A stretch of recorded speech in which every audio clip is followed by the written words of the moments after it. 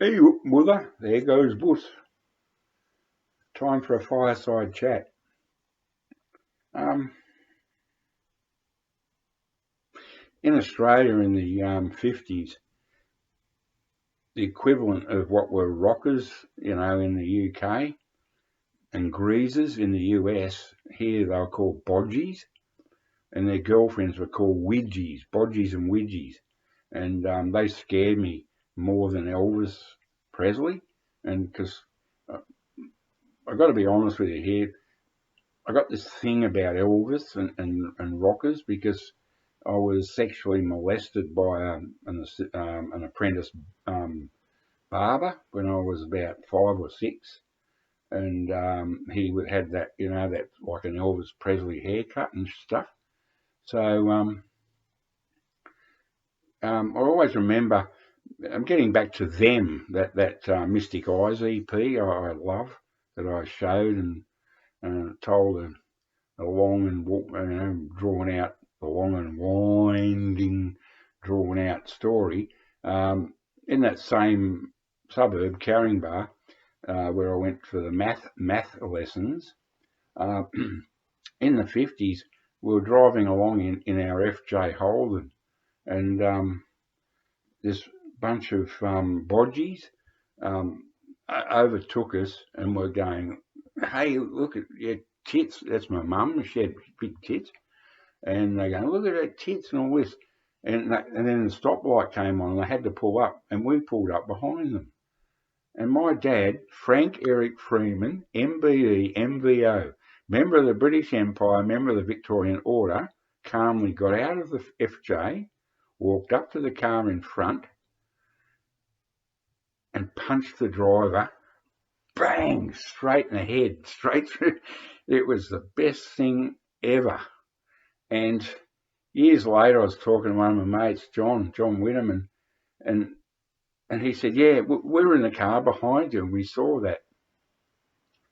Moving on. Oh, that's right. This is the VC. I've got to show a record. Hang on.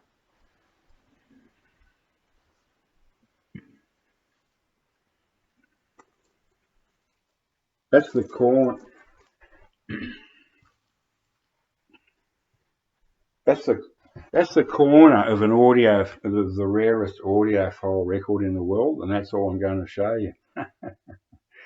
Yeah. So and the Sharpies, and I'll never forget them. My mate Wayne, and I forget the guy with the 38. I forget his name, but I was having trouble with like the Bodgies progeny at the milk bar in Gymea. They used to pick on me and call me Spider because I was tall and thin.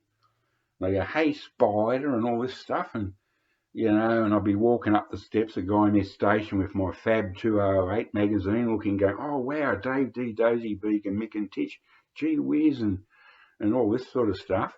And because it was so posh, there was nothing in Australia, nothing but this beautiful, wonderful Fab 208. I know it was just a plug for a radio station, hopefully a pirate, but it looks so good. And I got a big shout out to NME too. That was my Bible all through the 70s. Oh yeah. And walking up the steps and caught the usual shit. And I was talking to Wayne and the other guy and just saying, "Oh yeah, these." And they said, "Hey, look, we'll come down with you." So they caught the train down to Gymea with me, and the Sharps had such a reputation that I walked up the steps and they stayed down the bottom. I walked all the way up, and sure enough, all the bodgies and widgies, like third or second generation bodgies and widgies, were hanging around going, "Hey, here comes Spider," and all this stuff. So my two mates, Sharpie mates, not the rat-tailed shit from Melbourne, but super smart. I suppose the English UK equivalent would be, the only thing I can think of is they weren't skinheads, they weren't, I think there was a thing in UK called suede heads. It was sort of just a really, really well dressed and neat, and with an attitude. And they came up to the steps and stood next to me, and those bodgies They went in every direction. They knew straight away it was on. They just went. And I never ever got hassled again. And I